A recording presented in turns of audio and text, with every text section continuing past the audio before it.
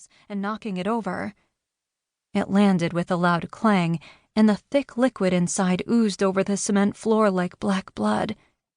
He unknowingly walked right through the dirty gunk in his urgent quest to punish me, slipping, which made him even angrier. The one thing that Carter was truly adept at was holding his liquor, and terror seized my heart as he charged toward me. He must have had more than usual. "Just stay away from me, Carter!"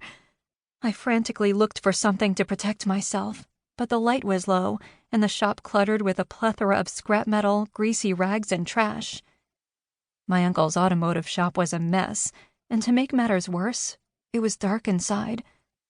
The one kerosene lantern that sat on the workbench was the only light in the dim space, except when the lightning flashed outside, illuminating the premises for a brief moment at a time.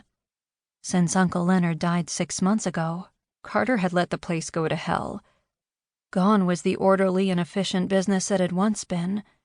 Gone were the 5 mechanics who used to work for us and the steady stream of customers.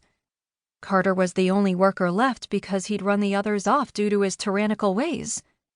I couldn't help but think it was all my fault because I hadn't had the strength to be rid of him sooner. The shop was now littered with old tires and engine parts, dented bumpers and other automotive body parts that had been salvaged or discarded.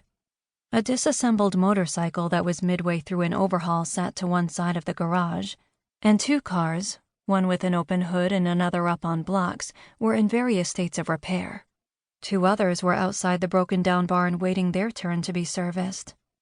Just a year ago, the lot would be full of repaired vehicles waiting to be picked up, or those about to be repaired.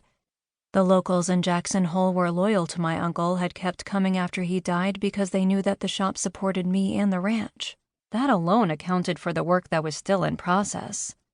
The familiar scent of grease and gasoline permeated the air. The blood rushing madly in my ears was so loud that I could barely hear the thunder booming outside as it rumbled through the northern Rockies, the result of nearby cracks of lightning from the brewing storm. I lunged away from Carter, narrowly making it out of his grasp as his hand swiped through the air at me. His fingers tangled in my long hair and pulled it painfully as he reached for me, trying to grasp at the back of my suit jacket. My scalp screamed as I pulled away with all my strength. His fist was probably full of my long blonde hair. "I said, get over here!" he screamed, his efforts making the veins in his neck and eyes bulge with his wrath. I still had makeup covering the residual bruise on my cheek that had been left from the backhand that had landed there only 3 nights ago.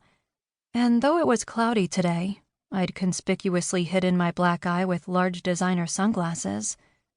I'd come to the conclusion that the shop was a thing of the past, and I had to find a new way to support myself. I'd spent the day in town filling out applications at the diner, the police station, and one of the real estate offices. "Get out!" I screamed at the madman chasing me. "I hate you!" I'd never meant anything more. I hated him beyond anything, but I hated myself too. I'd fallen for his flattery and succumbed to his lies for the past 2 years ever since he'd come to work at the auto shop. I'd just come back from attending Denver University, and I was young and impressionable, vulnerable to the attention of a handsome man.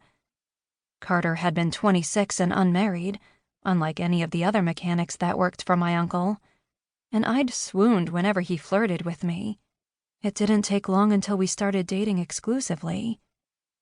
When Uncle Leonard got sick, he relied more on Carter than the others to take care of the shop, even though they'd worked for him longer. I felt disgusted at the thought of it, guilt filling up my soul because I knew that it was only because he was my boyfriend. It wasn't because he didn't trust the others. Dave, Scott, and the rest of them had been there longer and were better mechanics. It was only because Carter had convinced both of us that he loved me and would take care of me once my uncle was gone. But he had flushed my uncle's entire life's work down the toilet in a matter of months as drinking became his priority. He ran through the business's working capital for stupid shit and booze, proving he couldn't care less about me. There had been a method to Carter's plan. I was just a way to get my uncle's business, the ranch, and the life insurance money. Except I hadn't married him on demand like he thought I would. And then he got mean. I felt like such a fool and completely